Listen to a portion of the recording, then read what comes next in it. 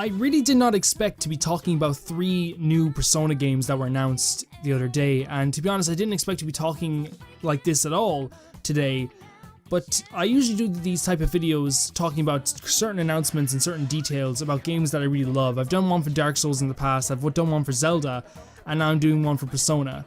The Persona series is my favorite overall franchise of video games. I love the Persona series so much.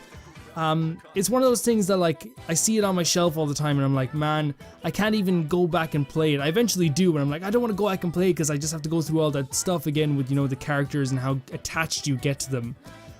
But yesterday announced was Persona 3 Dancing Moon Knight, Persona 5 Dancing Star Knight, and the Persona, it's not announced, but there's gonna be a kind of a Q sequel, Persona Q sequel to do with Persona 5. So let's talk about this stuff and I'll give my thoughts on it as well.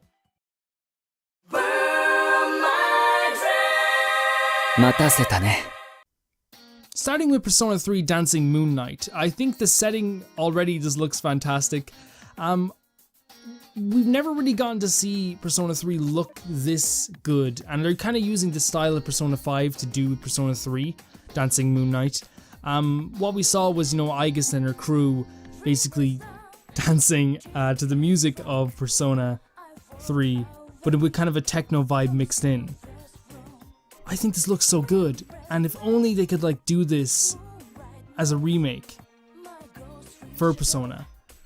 I think it'd be so cool. I think honestly it'd be really cool having Persona 3 remake with that style of graphics. And I shouldn't be talking about the remake right now because I'm talking about Dancing Moon Knight. It's coming out in spring 2018. I have the trailer playing probably as B-roll right now, but it looks really fucking good. And for the people who are probably like, I don't really like rhythm games, it's probably not gonna be for you. It's kind of like Guitar Hero without the guitar, I guess. You have to basically press buttons in time with the rhythm to make them dance. It sounds really stupid, and it is kind of fucking stupid. Like, we're not gonna deny this. Even the fans of that game go, it's stupid. But it's just something like, I guess, that's fun. You know, we all like rhythm games, and, well, we don't all like rhythm games, I just said that. But, you know, it's just stupid fun, it's non-canon fun that people can just enjoy. I will actually say though, if you haven't played Persona 3, do not jump into this game because, as you know, with Persona, character introductions are really, really important. Wake up, get up, it's showtime da! Then we had Persona 5 Dancing Star Knight. I don't know if this is going to be a bundle where you can buy 2 games. That'd be really cool if you could buy the 2 games. Maybe each game is going to be like $40, but you can buy both games for $60. I think it'd be really good. I know that you're probably like, Calvin, that's like too expensive for this game. But that's what they're going to sell it for. Whether you think it's expensive or I think it's not expensive, it doesn't really matter. Again, they had the setting of Persona 5. They had all the areas that you love, just like in the Persona 3 Dancing Moon Knight trailer. They had all the areas that we really love about those games. And I don't know, it looks really good. Again, it's a rhythm game. It's not going to be an RPG. There's not going to be social aspects in it. It will have a weird story. It will have a weird thing going with it. But I don't know, man. Like, again, it's stupid, but it's stupid fun, and it looks really good. And it is the Persona 5 style for both games, but there's still kind of like differences. You can kind of see with both trailers. The Persona 5 trailer, Dancing Star Knight, like, resembles the Persona 5 areas in the game. You know, it resembles the setting. It's much brighter. In the Persona 3 Dancing Moon Knight, everything feels more like sinister, and that's what Persona 3 is. Persona 3 is one of the most sinister games I've ever played, and it works really well with that. Could there be a reason behind this gathering of Persona users? And then talking really quickly about Persona Q, what we're gonna call Persona 5Q, I guess. But you know, you never know what it's gonna be. There's a lot of speculation. Is this gonna be a crossover between Persona 5 characters, the Phantom Thieves, and the investigation theme for Persona 4, or is it gonna be a crossover from I'm just gonna call them C's, because I don't want to do abbreviation because I feel like people are gonna I'm gonna spoil something by accident, and like the Persona 5 team, or is it gonna be like a combination of all 3 games? Right now my bet is either it's gonna be a combination of all 3 games, or it's just gonna be a singular just with Persona 5. The crossover would probably make more money if you crossed over Persona 4. I think that would like make people really excited. Persona Q is a really cool game. It's not like Persona 4. It's more of a chibi art style.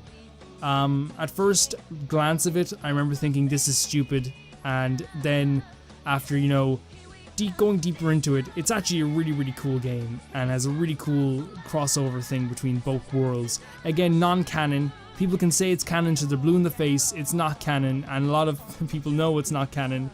I don't know, I think this also looks cool. Overall, I really like these 3 announcements. It's good getting new games. Like, these 2 rhythm games aren't taking away from any other team, as shown, as so many people have shown. They're already making, 3 other Atlas games are coming out in 2018 alone, and more Atlas games are coming out every single, couple of months. They're not slowing down production for rhythm games. They just know that this is what people like, and the other ones did kind of well, so they're going to be making more. I will buy these games. I know I'm a slave to Persona, and I know it's kind of silly, but to be honest, who cares? It's just dumb fun. It's just dumb fun, you know? And also, it's kind of like the music in the Persona series is a lot of fun to listen to.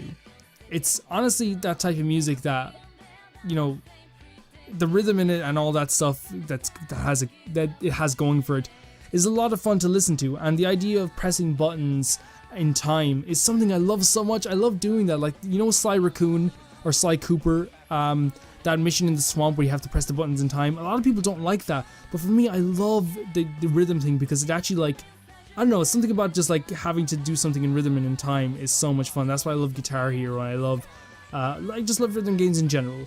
So I guess my thoughts on this whole thing are that, Atlas, you're fucking cool, man. Please keep doing this.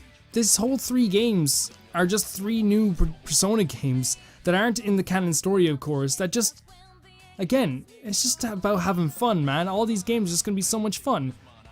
Well, I don't know if they're gonna be fun. They could be terrible. Let me know what you guys think about this down below. Do you guys want any other remakes to happen? Do you guys want a remake of Persona 3?